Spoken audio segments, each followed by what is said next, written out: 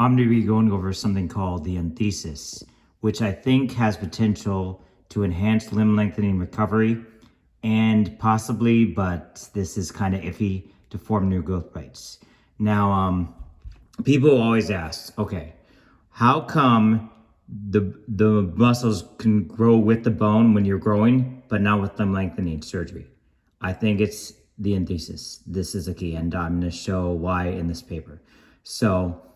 And I think if you stimulate the Enthesis in certain ways via certain mechanical loading techniques or whatever, you can get enhanced recovery of the muscle and possibly get around the 3-inch length gap of limb lengthening surgery.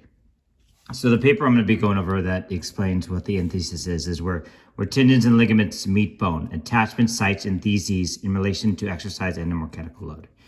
So, entheses, insertion site, osteotendinous junctions, osteoligamentous junctions are sites of stress concentration at the region where tendons and ligaments attach to bone. Now, muscles attach to tendons. So the big concern of limb lengthening surgery is that your muscles get too tight and tendons attach to muscles. So if you stimulate the tendons, since there's that connection, then you stimulate the tendons, you could grow muscle, possibly grow muscle. And tendons attach to the bone via the enthesis and via the site. If you stimulate the bone via the enthesis, you're stimulating the tendons and therefore you're stimulating the muscle too. So if you can stimulate this enthesis bone site, you can stimulate the tendons and then stimulate the muscle indirectly. So, an enthesis organ concept, a collection of tissues adjacent to the enthesis itself. Okay. So, fibrous and fibrocartilaginous according to the type of tissue present at the attachment site. So the entheses are a lot like the growth plate. So, since the entheses are still there, is it theoretically possible to form a new growth plate by the enthesis? Now, unfortunately, the enthesis tends to be on the lateral side of the bone. But could you expand that and stimulate that region such that it encompasses the whole bone and increases the bone length longitudinally? It's a possible theory, but it's a challenging one. So the absence of periosteum at the fibrocartilaginous enthesis, and hence a direct attachment of the tendon ligament to bone. So chondroepiphyseal entheses, which are found at the ends of the long bones and are periosteal diaphyseal attachments that occur on the shafts. So you can see that the entheses are a lot like the growth plate, and the entheses are located very near the growth plate. So when you're growing taller, it's logical to think that these entheses and the growth plate communicate with each other, and the entheses are helping the tendons and muscle to grow and correspond to how you're growing taller. So it's logical to then assume that if we can stimulate these entheses, we can kind of mimic that effect and get over the 3-inch length gap. At fibrous enthesis, the tendon and ligament attaches either directly to bone or indirectly via the periosteum. Since it attaches directly to the bone or indirectly, if we stimulate the bone, we can stimulate the enthesis. So I've talked a lot about lateral synovial joint loading by Hiroki Yokota, and Hiroki Yokota calls it the joint loading modality. So the issue with limb lengthening surgery, I think torsion has potential to stimulate the bone and therefore stimulate the enthesis. The problem is that you don't want to break the nail. But the whole point of LSJl, or lateral joint loading modality, as Hiroki Yokota calls it, is to place this tension on the bone without a lot of mechanical loading. So therefore, is it possible to use LSJl as a way to stimulate the bone and therefore indirectly stimulate the enthesis to make limb lengthening surgery better during the nail process without having to risk breaking the nail? I've seen some papers in limb lengthening surgery that they try like ultrasound and electromechanical stimulation and lupus and stuff like that. But you really want mechanical loading. But the issue is, again, breaking the nail. So you can't use heavy axial loading. You can't really use torsional loading because you would risk breaking the nail. But if you And you can't really use impact loading because that could break the nail too. But you know, if the nail was stronger, maybe that wouldn't be a risk. So, but maybe with LSJl, it would be a way to stimulate the bone while the nail was in there, and therefore stimulate the enthesis such that you could have that tendon and therefore muscle growth while the lengthening process is occurring during an earlier stage. Obviously, during the later stages, you'd want better loading. Yeah. Fibrocartilage entheses are sites where chondrogenesis has occurred. So again, it's very close to the growth plate. And thus 4 zones of tissue are commonly present. Pure, dense, fibrous connective tissue, uncalcified fibrocartilage, calcified fibrocartilage, and bone. So this is very similar to the growth plate. I wrote here, like the growth plate, enthesis blends imperceptibly with that in the remainder of the skeleton. So therefore, if you get the fluid flow, the interstitial fluid flow flowing through the bone, and even if it's just nutrient diffusion, would that stimulate the enthesis to grow longer and indirectly via the tendon, which therefore stimulates the muscle, and would that chain cause everything to grow? So here's a picture of the enthesis right here. Here's C, and you can see it's sort of not quite like a growth plate, but here's another picture of the enthesis. So a typical fibrous, note the presence of osteons at the attachment site. So you can see if you have fluid flow here, you could have nutrient diffusion here and stimulate that enthesis to grow. A typical C is a typical fibrocartilage enthesis, showing the 4 zones of tissue at the bone tendon interface. Dense fibrous connective tissue, uncalcified fibrocartilage, calcified fibrocartilage, and bone. The 2 fibrocartilage zones are separated from each other by a tide mark. Note that the tide mark is straight, but the tendon bone interface is highly irregular. Basically, again, it sounds exactly like a growth plate right here.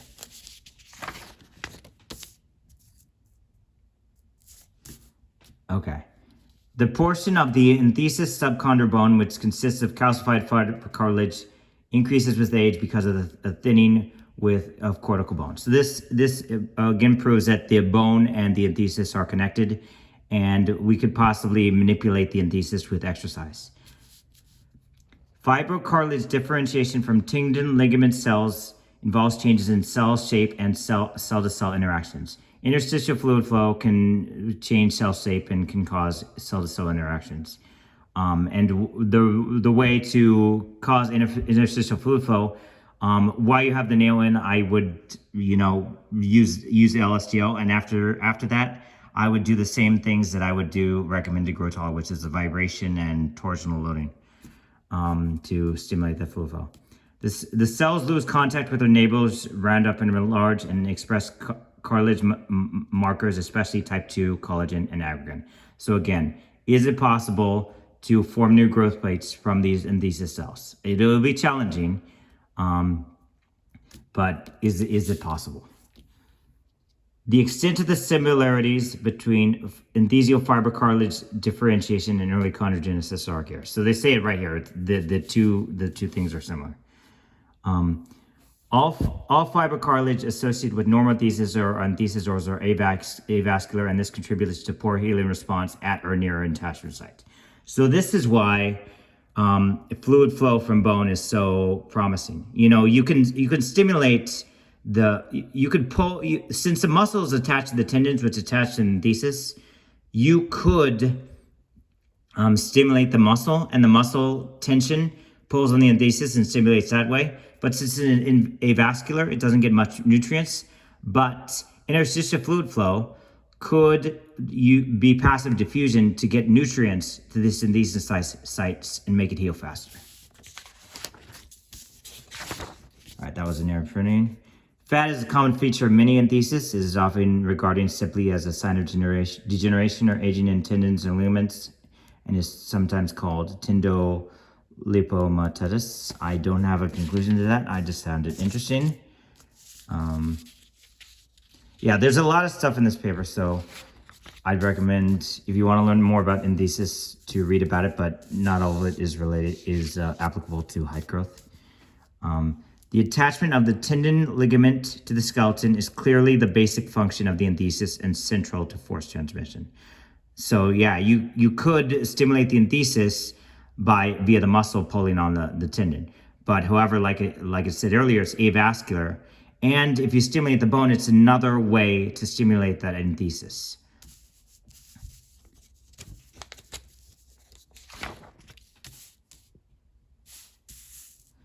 Enthesis as a mini growth plate. So now that's just, enthesis can act as growth plates for apophysis at tendon and ligament attachment sites. Now, numerous reports claiming the restoration of enthesis structure and anchored sites after surgery. This means that enthesis are capable of healing. So therefore, is there a way to stimulate that enthesis to help the tendons and muscle grow, to help with limb lengthening recovery, and possibly to grow new growth plates? Cartilage within the bone marrow of enthesis has been observed. So yeah, this basically says yes, it can form new growth plates, theoretically. But again, it's possible, but challenging.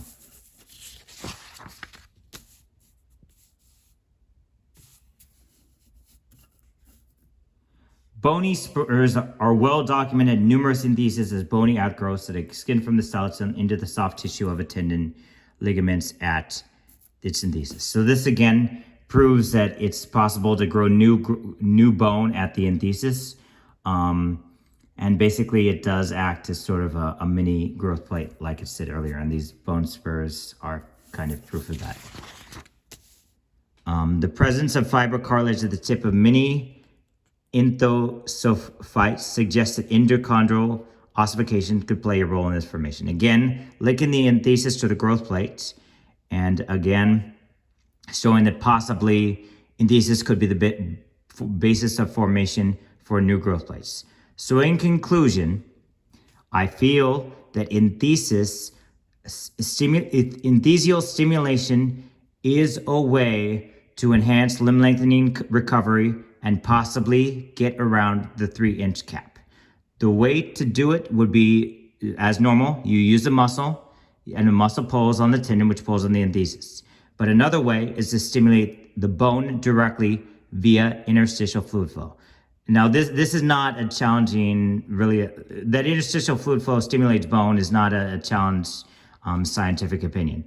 And the way to do this, during the early stages of surgical recovery, the idea would be to use something like LSJl or lateral joint loading to kind of avoid breaking the nail, to get that fluid flow to the bone. And the way that LSJl would work is by deforming the epiphysis, which is the weakest part of the bone. You get the pressure gradient, which drives fluid flow in the bone, and this fluid flow would include the enthesis, which would stimulate new growth in that area and stimulate, thereby stimulating tendon, which thereby stimulate muscle growth.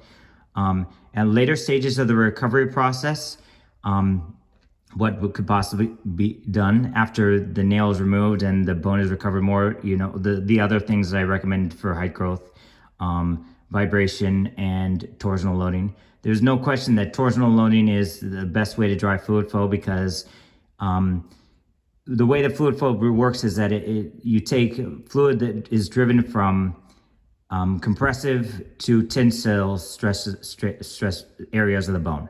And torsional loading is the most mixed. It's the most mixed, and it kind of confuses the bone because there's so many different loads and so many different directions. And like I said before, the best way to get water out of a sponge is to twist it. So there's no question that torsional loading is the best. But again, during the early stages of limb lengthening recovery, that is not an option. You would have to use a weaker method because you don't want to break the nail. As for forming new growth plates, you can see that there's some evidence here that is possible. Words like endocaudal ossification and stuff like that. But you'd have to get that growth plate tissue to expand into the bone. So you'd have to again stimulate the enthesis to grow, and it would be challenging to get it to grow in a specific manner. Could you guide this via a surgical or via a chemical method? That would be interesting. Yeah, I think enthesis is something that a lot of people are sleeping on. I don't hear anyone talking about it in the limb lengthening circles, and I think that they should. And I think I would be very surprised if enthesial stimulation does not have some impact on limb lengthening recovery. I just do not see it, given that how closely the enthesis is located to the growth plates and how similar the tissues are. It would boggle my mind if there's just no connection whatsoever. So yeah, I think this is promising. I think this should be talked about.